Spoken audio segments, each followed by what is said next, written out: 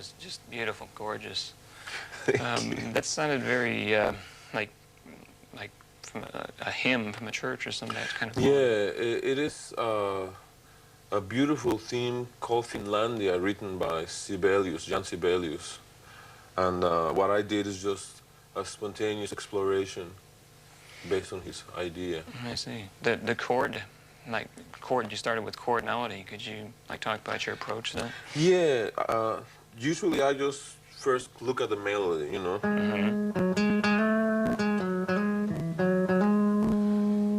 And then I find chords that I like that are somewhat true to what the composer wanted because of the limitations of the instrument and the limitations of my own imagination. So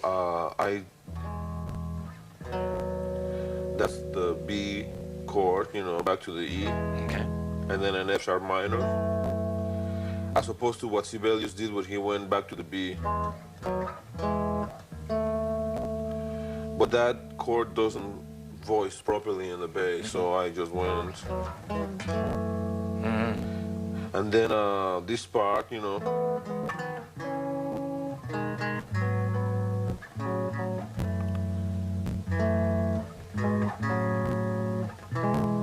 which is an E chord with the B in the bass, then, you know, A chord, then different,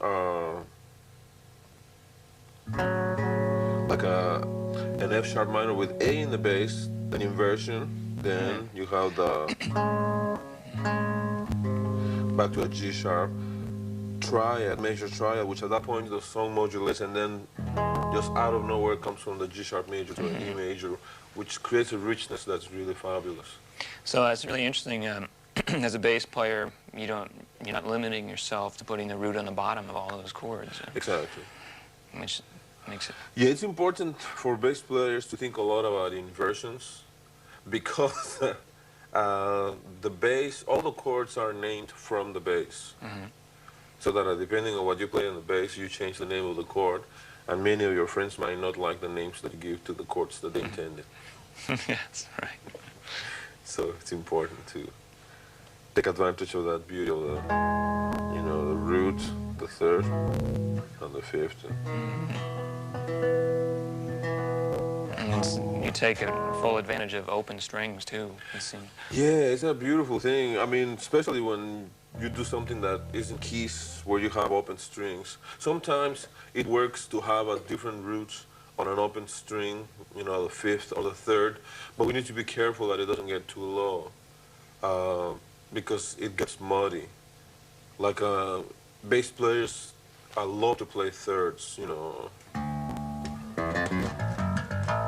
That's a D chord, no? The F sharp, you know. And then you go from the F sharp third to the G chord with a G in the bass.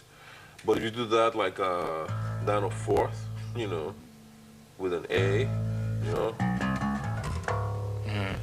it can be very, very muddy. Right. So that if the orchestration is not accommodating to our idea, there's no shame in giving it up. Or the producers will say, that's a great idea, use it on your own solo album. Right. You have to be careful about your choices. Yeah, a lot of what I'm talking about is from the perspective of recording. Then many times the things that we discover in the studio do apply in live performances also. So if not the producer, the band leader might say that he doesn't like it. Or if you have really a band in which you are in charge, then try to make sure that the things that you do that traditionally don't work, to see between all of the members of the band together can make them work, to keep furthering the things that we couldn't do before that now are possible.